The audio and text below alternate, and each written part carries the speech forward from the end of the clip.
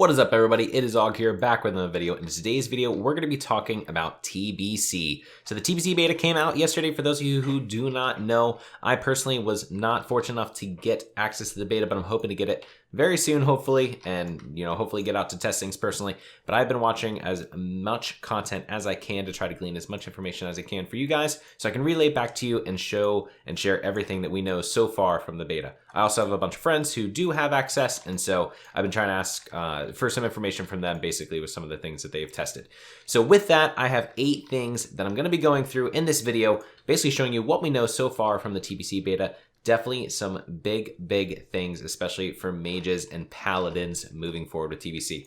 So let's jump into the video. All right, so the first thing is the time to level. So the time to level in TBC is much longer. We leveled at the end of level 60 or 59 to 60 with around 210,000 experience per level, but we open up with over 400,000 experience per level needed in TBC. Now, I personally think this is awesome, but for a lot of people, this is gonna seem very slow because they're used to, new expansions with retail leveling up to 60 in like 6 hours, right? But with Classic, and this is one of my favorite parts of TBC, it's gonna take a while. You're going to have to do most of the quests in each of the zones, Hellfire, Zingermarch, etc. And you're going to have to do them optimally so you don't get stuck back in the zones, with all the other people trying to level the same. So it's going to take a lot longer. Currently, the estimates are running at about 6 hours, so anywhere between 3 and 6 hours. So 3 hours being incredibly fast, 6 hours being pretty normal for 60 to 61, and then any subsequent levels moving forward.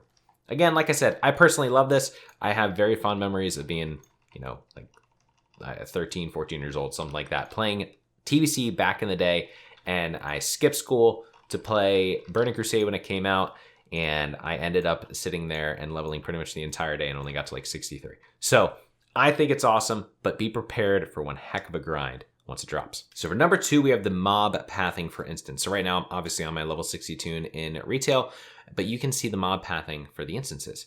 So one of the best ways to level right now, obviously, is to level through instances, whether it's Paladin solo farming ZF or getting boosted through dungeons and things like that. And you can say whether or not you like boosting, but at the end of the day, it's a great way to level right now. One thing that was kind of alarming to me, though, was the potential for pathing changes like this. If the pathing changes like this and mobs start doing what you're about to see in a few seconds, then obviously these kind of boosting strategies, these kind of leveling strategies, leveling through ZF in the mid 40s would not work because mobs would just teleport up to us and just obliterate you the second that you got up to this bridge or this, whatever it's called. So far, it seems like this is not going to be the case. And so people have been testing this. Mara has been working, ZG pathing has been working, ZF has been working. Every single thing with the pathing has remained the same so far. So as long as that remains consistent, we can expect that Pallies, for example, will be able to level in ZF potentially. So if you haven't seen it yet, this is the video from leveling up as a Paladin. Now, it's really not this difficult. Paladins can level just like mages. And so with the massive influx of Blood Elf Paladins, this is going to potentially be huge because this is going to be the best way to level probably from, 42 to 54 for Paladins once TBC drop, or once pre-patch drops rather. And so a lot of Blood Elf Paladins would be able to use this strategy, which would be amazing.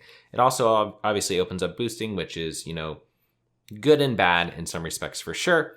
But it's going to be very interesting to see if this changes moving forward. But I'm very excited about the fact that right now, it doesn't look like the mobs are jumping all over the place and, scaling the walls. Next, we have AOE Caps and spell power coefficients. And so this has been one of the most anticipated changes coming into TBC because right now, mage AOE farming is huge. It's one of the best gold farming methods. It's a boosting method to help level up tunes, etc. because mages don't have a cap on the amount of damage that Blizzard can do, and Blizzard can slow down mobs. And so you can see that every single mob that I hit, I'm doing 167 damage to.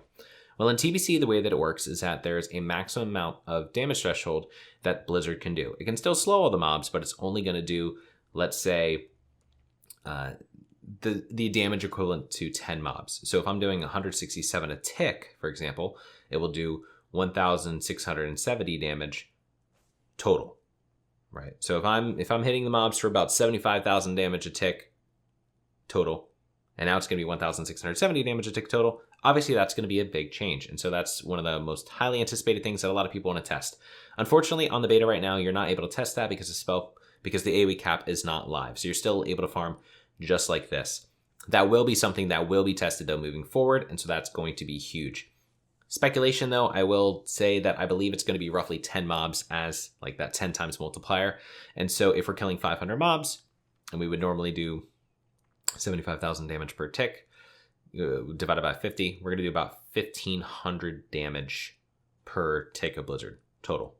Divided by 500 mobs, you're looking at potentially 3 damage per tick. So obviously this is going to have to lead to some changes in the AOE farms for sure, but that is going to be something we could test later in the beta. Something that did go live though is the spell power coefficient changes. So for those of you who do not know, paladins become, major tanking classes in TBC. One of the changes that Blizzard makes in order to make that possible is consecration goes to a spell power coefficient of 95%. For those of you who do not know what spell power coefficients are, basically every single spell that you cast in the game gets a percentage of your spell power added to that spell. So this, for example, the spell power coefficient is 33% right now. So 33% of the additional spell power that I have on Blizzard goes into the damage of the overall Blizzard. Consecrate gets 95% in TBC, so Consecrate will be doing much, much more damage. This is going to make it possible for Paladins to AOE farm in pre-patch and AOE farm in TBC. This is live, this is confirmed on the beta, and it is looking nice. Coming in at number 4, we have AOE farming in TBC. And so real quick, I want to give a shout out to some of the people that have been able to, help make this video possible, for example. So Frostadamus, shout out to him for running ZF and figuring out the pathing is still good to go. Jokered as well for ZG. Definitely check out their streams, guys. I'm going to be streaming, TBC once I hopefully get beta access at some point. But until that happens, those are definitely, I would highly recommend checking out their streams as well.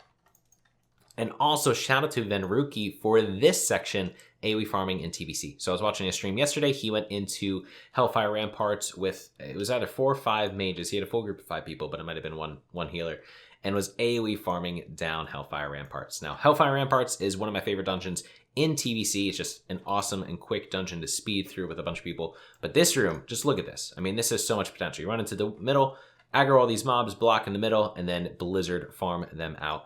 And so just like at the beginning of Classic, I think AOE farming is going to be a big potential thing with groups of mages specifically, and maybe a healer or one tank or something like that. Maybe especially a prop pally at this point with Consecration doing a lot of damage and keeping aggro and bubble and things like that.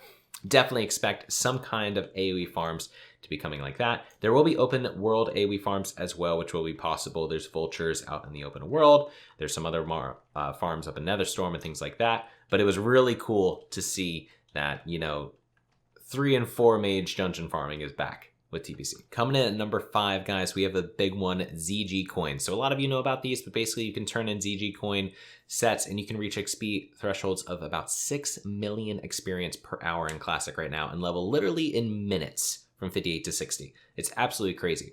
A lot of people are hoping that this would be possible in the early levels of, TBC for 60 to 64 or something like that. But it is official, as we expected, it is not possible to do so. They did change this in the early patches of, I want to say 2.2. They changed it so that these don't work, as well as AQ. So get ready for those coin prices to tank harder than GME, guys. And if you're holding on to a bunch of them, you might want to run to an auction house right now. Coming in at number 6, we have a rogue chest farming. So obviously I'm an SM, but this is one of the best gold farming potential strategies for rogues in TBC because they can stealth through instances. And so, especially with improved stealth and everything like that, they can stealth through the instances, find those chests, maybe kill the mob that is right around the chest or sap it or something like that, and then loot the chest. We weren't sure whether or not we were going to be able to do this in TBC, given some of the changes we were expecting, but it looks like, so far at least, we will be able to have chests in dungeons at the lower level dungeons. Of course, this is just with current information. This could change as we get later and later into the beta and into official release, but given the current point right now, it looks like we will have chests in the lower level dungeons. Coming in at number 7, we have Grey Quest Reputation. So for those of you who did not know, dungeons in TBC are a little bit different. You are actually gated to the heroic version by reputation to be able to get basically the key to enter. And so reputation is actually going to be very important to get. And reputation is actually not very easy to get. And so one issue that a lot of people are worried about is if reputation gains for Grey Quests are not in the game. And so A lot of the quests back in TBC, if they were gray to you, would not give reputation. This means that if you just power grinded up your tune somehow, whether it's through boosting or something like that, and you didn't go out and actively try to get up the reputations while leveling, you would have a much more difficult time at level 70. And so the leveling grind also was then a reputation grind at the same time. Not sure yet on whether or not this will work. I did as much research as I could, and I did find some forum posts, some saying that around patch 2.3, reputation was giving full reputation. However, others was saying that it was not. So a lot of conflicting evidence on this. Right now, we're capped out at level 64 on the beta. So we don't really have any gray Outlands quests to be able to kind of test to see whether or not that works until we get a higher level cap. We won't have more information, but we can talk about the strategy to get around it regardless. And so one of the most recommended ways to level up is to level up through dungeons until you are friendly or honored. Some dungeons are only going to work until honored or till friendly, some will work till honored, but basically get as much reputation as you can in the dungeon itself just by spamming the dungeon. Once you've run that dungeon enough times, then go do the quests themselves to get that additional reputation from the quests before they turn gray. Again, the nice thing that we talked about earlier is that the leveling will take a long time, so you will have to do a lot of quests in TBC to level up, which means that you're just naturally, as long as you aren't doing unconventional leveling, like some people, should be able to get a lot of reputation along the way. So it should not be too much of an issue, but it is definitely something that I'm going to try to be testing if I get beta access moving forward. Especially, we should have more information once we get closer to that level 70 range. Coming in at number 8 and number 9, we have two big quality of life changes that Blizzard is actually being proactive with right now to try to make the TBC experience better. Number 1 is going to be guild banks. So it looks like we're going to have guild banks in phase 1, which is huge because guild banks are going to make things a lot easier. We'll be able to stockpile mats, stockpile gold, and it will make the whole progression through Karazhan, Black Temple, SSC, etc. much easier. So I'm really excited about this change. I think this is great. Number 2, or number 9 respectively, is the drums. We don't know the official change that are going to happen to the drums, but if you guys didn't know, back in the day, basically you would have to have everyone be a leather worker because you would need drums to be going constantly. So you had a permanent, bloodlust, right? Things are going to be different for TBC. They don't want to make everyone have to be a leather worker. And so they're changing drums. It looks like it's either going to have one charge or there's going to be a master drum with a cooldown, something like that. And we don't know for sure what it's going to be, but there's going to be changes throughout the beta, probably testing a few different scenarios to see the opinions of the public. And so I'm looking forward to seeing what changes they make with the drums moving forward. So that about covers everything that I've gleaned so far from the TBC beta. Unless you want to talk about a certain amount, but we'll let some other people handle that one. But let me know what you guys think so far about the beta, what you've seen. Let me know if there's anything that I'm missing at this point in the TBC beta that you guys have seen that I did not cover in the video. I'm hopefully going to get beta, soon. We'll see. It's all up in the air, but, I hope so that I can test some of the things I want to test. But definitely keep on, supporting all the people on Twitch who do have beta. Check out their streams and hopefully, ask them some questions and try to figure out. I'm really excited to see what beta and what TBC is going to bring. It's my favorite expansion, and I think it is going to be absolutely incredible over the course of the next couple of years. So I'm really excited to see it moving forward. Thank you guys so much for checking out the video, and I will see you guys in the next one.